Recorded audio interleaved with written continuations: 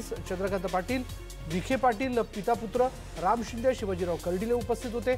आपल्या पराभवामागे विखेंचा हात असल्याचा शिंदे आणि कर्डिलेंचा दावा आहे आणि याबाबत आज फडणवीस आणि चंद्रकांत पाटलांनी दोन्ही बाजूचं म्हणणं ऐकून घेतलं। त्यावर भाजपचे संघटन मंत्री विजय पुराणिक अहवाल तयार करणार आहेत। आजची बैठक सकारात्मक झाली असल्याची माहिती राधाकृष्ण विखे पाटील यांनी या बैठकीनंतर दिली।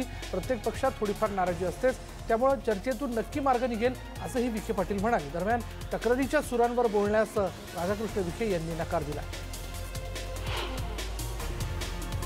खासदार डॉक्टर सुजय विखे पाटील यांनीही या बैठकीला उपस्थिती लावली होती आणि यावेळी पक्षश्रेष्ठी या प्रकरणी निर्णय घेतील असं त्यांनी म्हटलंय। दरम्यान काँग्रेस सदस्य असलेल्या आईबद्दल प्रश्न विचारला असता सुजय विखे पाटलांनी त्यावरही योग्य तो निर्णय घेण्यात येईल अशी प्रतिक्रिया दिली आहे।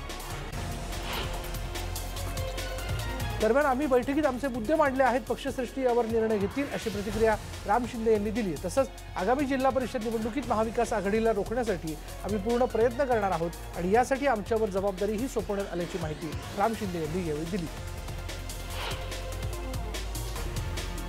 रायगड किल्ल्याकडे येणारा महाड ते रायगड राष्ट्रीय महामार्ग हा टक्केवारीत अडकल्याचा गंभीर आरोप रायगड प्राधिकरणाचे अध्यक्ष संभाजीराजे छत्रपती यांनी केला। दरम्यान एम.बी. पाटील कन्स्ट्रक्शन कंपनीला ब्लॅकलिस्टमध्ये टाकण्याची मागणी यावेळी त्यांनी केली।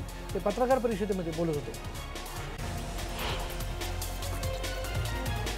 अर्थ नसलेली वक्तव्य करून प्रकाश झोतत राहण्याचा प्रयत्न अमृता फडणवीसांकडून केला जात असल्याची टीका राष्ट्रवादीच्या महिला प्रदेशाध्यक्ष रुपाली चाकणकर यांनी केली आहे। ते पुण्यात बोलत होत्या।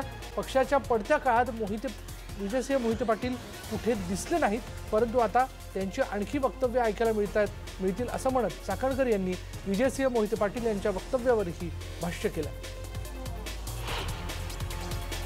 मुंबईतील भाजप कार्यालयातील पुन्हा आणूया आपले सरकार या घोषणेची फलक झाकण्यात आलेली आहे। दरम्यान आता पुन्हा आणूया भाजप अशी घोषणा दिसते। भाजपने विधानसभा निवडणुकीपूर्वी ही घोषणा दिली होती, परंतु निकालानंतर महाविकास आघाडीची सत्ता स्थापन झाली। त्यानंतर आता भाजपने आपल्या प्रदेश मुख्यालयातील या घोषणेवर पडदा टाकल्याचं दिसून येतंय।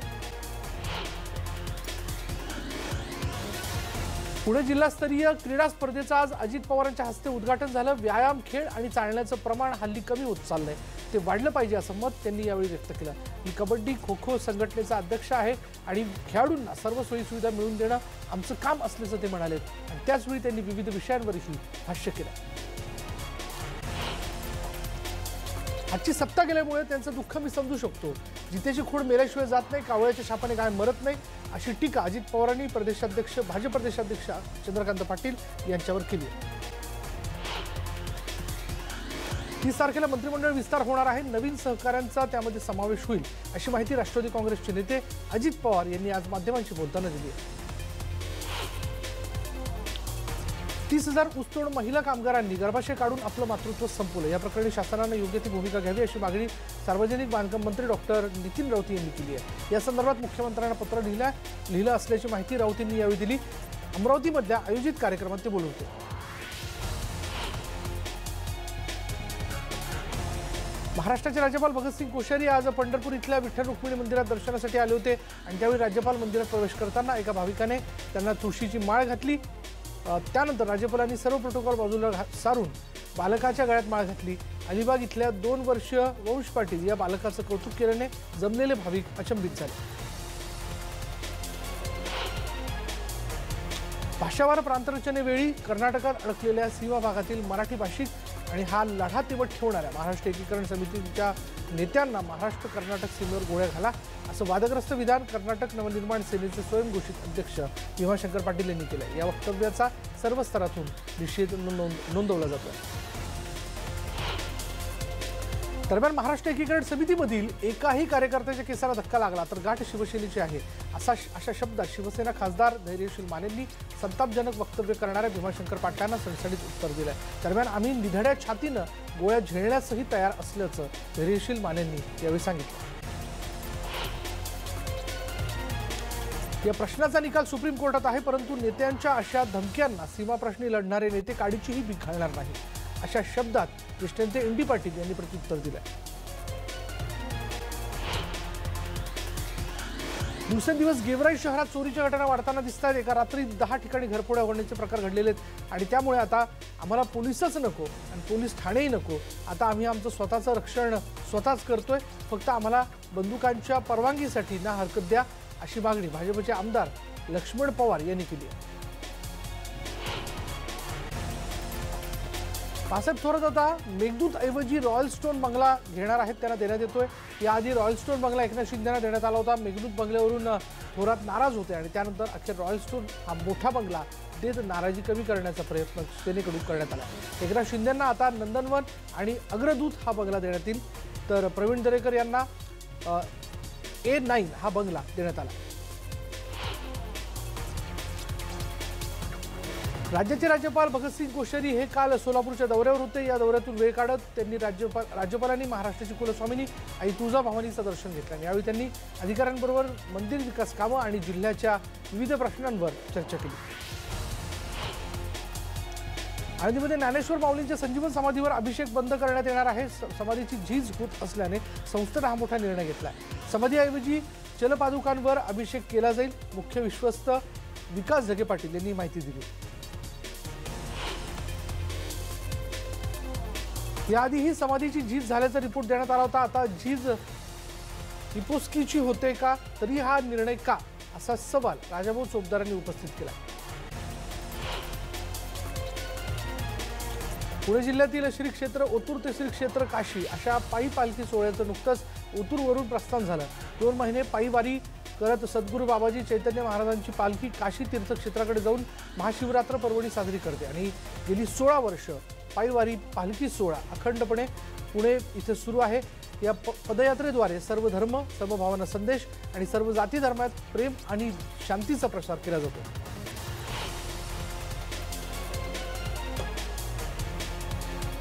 उस्मानाबाद नगरपालिकेत जिजाऊ ब्रिगेडच्या महिला कार्यकर्त्यांनी आंदोलन केले आहे। शहरातील स्वच्छता आणि सोयीसुविधा या मुद्द्यांवर महिला आक्रमक झाल्या। यावेळी आंदोलनकर्त्या महिलांनी नगरपालिकेच्या मुख्य दाराला कुलूप लावलं आणि यावेळी कर्मचारी आणि आंदोलक महिलांमध्ये वादावादी झाली।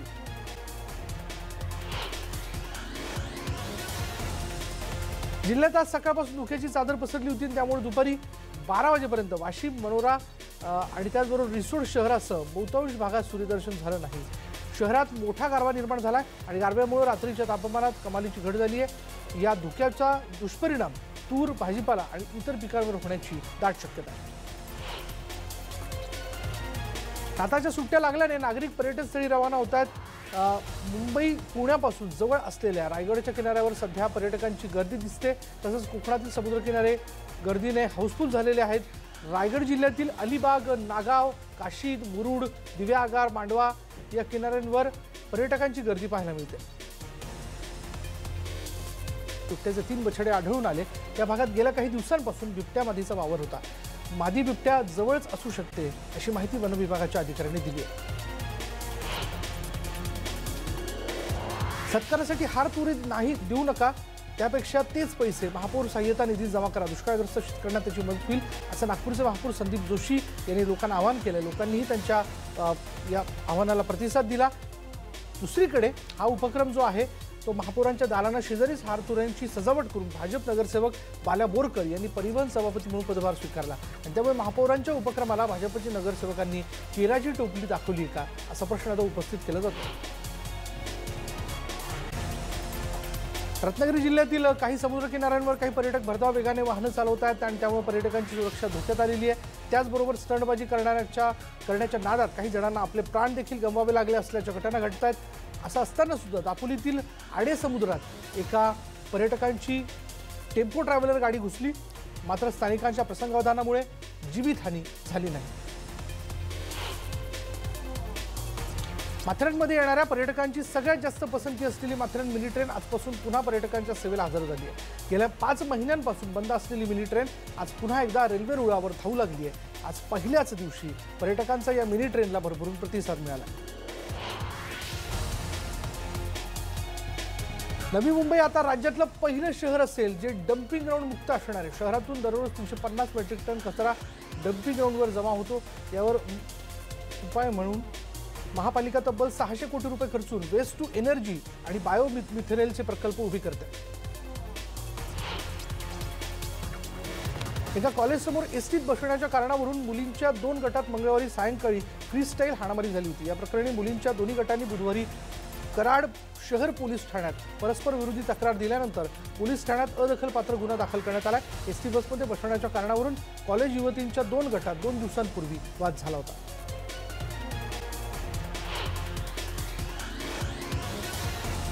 जिल्ह्यातील तेली बिटोडा इथे भगवान वंजारी यांच्या 13व्याच्या जेवणातून 35 जणांना विषबाधा झाल्याची घटना आज घडली आहे। यामध्ये 14 पुरुष, 12 महिला आणि 9 लहान मुलांचा समावेश असून सर्वच रुग्णांना जिल्हा सामान्य रुग्णालयात दाखल करण्यात आलं आहे। सर्व रुग्णांची प्रकृती स्थिर असल्याची माहिती जिल्हा शल्य चिकित्सक अंबादास सोनटक्के यांनी दिली आहे।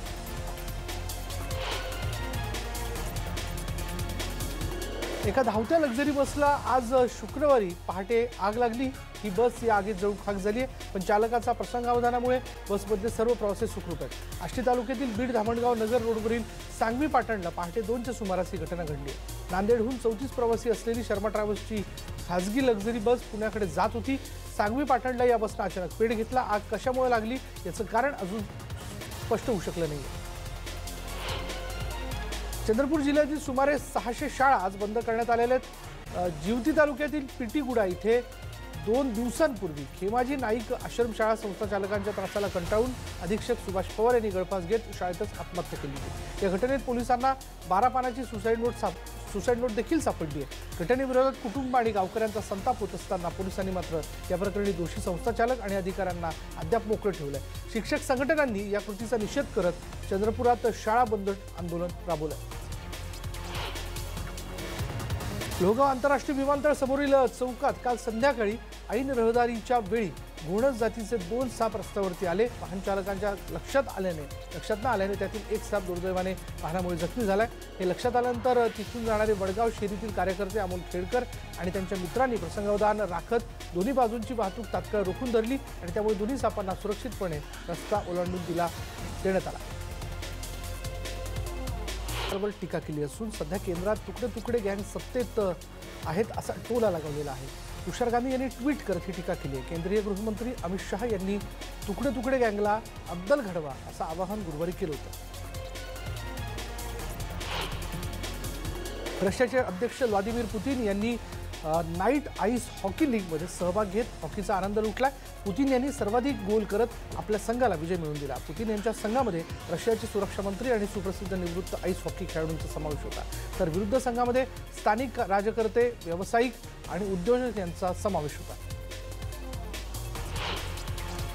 मध्य फिलिपिन्सला मोठ्या चक्रीवादळाचा फटका बसला। यामध्ये आतापर्यंत 20 लोकांचा मृत्यू झाला आहे, तर खबरदारी म्हणून हजारो नागरिकांनी आपली घरं सोडून सुरक्षित स्थळी आसरा घेतला।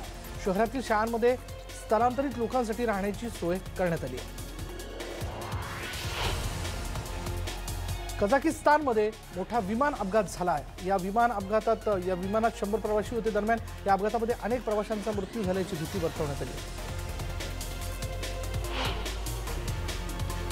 उत्तेजक चाचणीत दोषी सापडलेला माजी आशियाई रौप्य पदक विजेता बॉक्सिंगपटू सुमित सागवानवर राष्ट्रीय उत्तेजक प्रतिबंधक संस्थेकडून म्हणजेच नाडाकडून 1 वर्षासाठी बंदी घालण्यात आली। 2012 मध्ये पाराच्या लंडन ऑलिम्पिकमध्ये सागवान 91 किलो वजनी गटात सहभागी होणार होता। ऑलिम्पिक पात्रता निवड चाचणी स्पर्धेसाठी सुद्धा त्याची निवड झाली होती।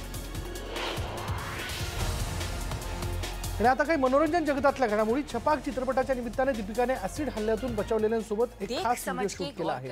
समाजाची मानसिकता बदलायला लावणाऱ्या या व्हिडिओतील संवाद गुलजार यांनी लिहिलेले आहेत। बदल घडवून आणण्यासाठी आता लढणं गरजेचं आहे असा संदेश या व्हिडिओच्या मार्फत दीपिका आणि तिचा सहकलाकार विक्रांत मेस्सीने दिलाय।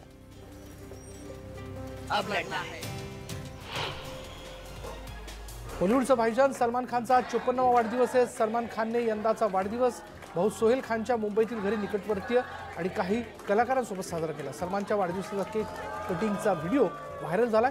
या सोनाक्षी सिन्हा, सुदीप हे कलाकार देखील दिसतात।